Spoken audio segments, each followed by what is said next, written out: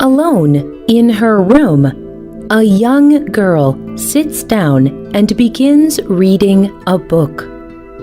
The book is a very famous one. It is called Roll of Thunder, Hear My Cry. It tells the story of Cassie Logan and her family.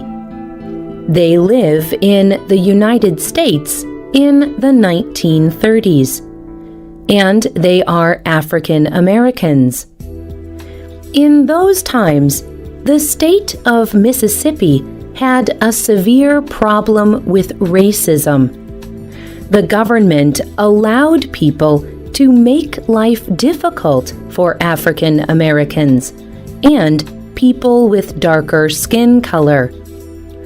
Often, groups of white men killed black men and women without punishment. It was a very frightening time. But the young girl does not know this. She knows little about American history.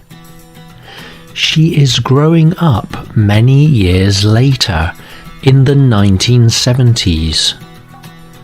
The situation in the United States has improved.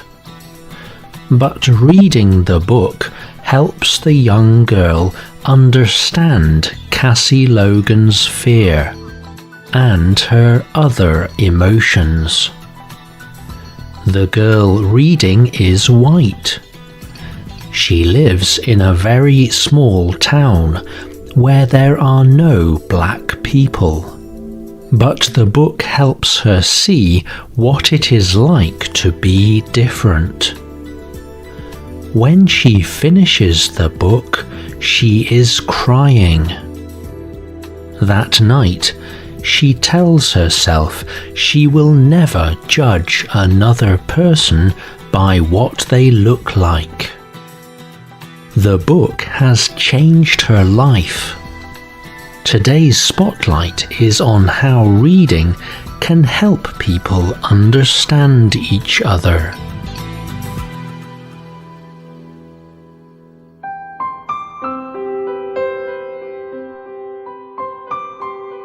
There is a name for the emotion the girl felt while reading the book. It is empathy. There are two different kinds of empathy. The first lets people sense other people's emotions. It is what happens when we feel sad because another person is sad.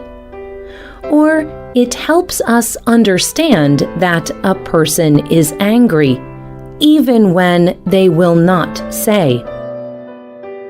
The second kind of empathy is called cognitive empathy.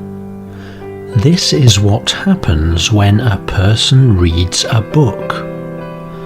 Cognitive empathy happens when a person tries to identify and understand another person's emotions. Some people even imagine that they are the other person. There is even an Old English idiom for cognitive empathy: taking a walk in another person's shoes. It means to imagine that you have lived their life.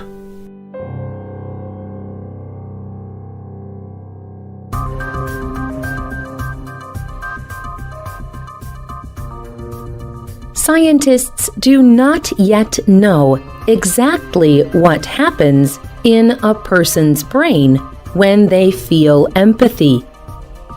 It is a very complex process.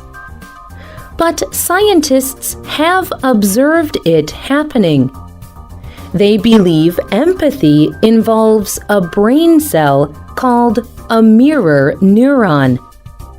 These cells work when we observe other people. Mirror neurons send messages through the brain, This is called firing. When these cells fire, they help us to identify emotions we see. But the same kind of cell also fires when we have that emotion. So, when we are sad, a mirror cell will fire. But when we see someone who is sad, that same cell fires. We can understand an emotion, and through mirror neurons, we feel that emotion ourselves. Empathy is very important in society. Without empathy, we would not help each other. We would not care for each other. As a feeling, empathy makes us want to help. It makes us want the world to be a better place. Barack Obama is the former president of the United States. In 2006, he made a speech to the graduates of Northwestern University. He described how empathy influences how people act. Think of a child who is hungry, or the steel worker who no longer has a job, or think of the family whose home was destroyed by a storm. When you have empathy, it does not matter if they are close friends or far away strangers. It is difficult not to act. It is hard not to help.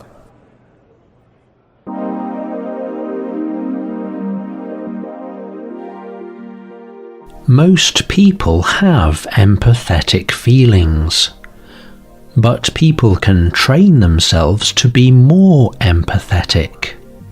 However, this takes work. Meeting people who are different than we are is one way to gain empathy. But distance often divides people. So it is difficult for people to understand each other when they never meet. Reading may be a solution for this. The girl who read Roll of Thunder, Hear My Cry did not know any African Americans. But the book helped her understand the life of a person who was. Cassie Logan was not a real person, but her situation was real, and the girl understood Cassie's feelings. From the book, the girl learned a little of what it was to be African American. She felt like she could understand. David Kidd is a psychologist. He studies the science of how people behave. Kidd works at the New School for Social Research in New York. In 2012, he helped show that reading increases empathy. In a test, he made people read different kinds of books. Some of these books were literary fiction or complex invented stories. These stories made people think about the emotions of the characters in them.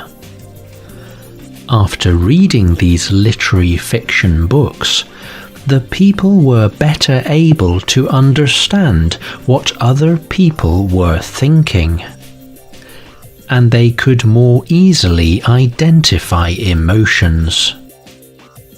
Keith Oatley is another psychologist. He also studies how reading connects to empathy. He tells the Washington Post newspaper, "When we read about other people, we can imagine that we are in their position. We can imagine what it's like being that person. That lets us better understand people and to work together better."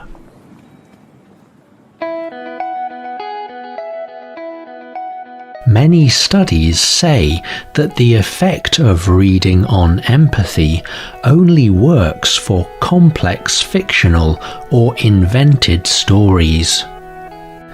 That is because this kind of writing concentrates on a character's thoughts and feelings. This helps the reader to feel like they are inside the character's head and thoughts. This produces the effect that leads to empathy. Today, many scientists believe that books are good tools for increasing empathy. But for readers and many writers, this is not a new discovery. Together, they have made and explored new worlds and places. They have looked at how different people think and live. Stories have taken them places they may have never gone before.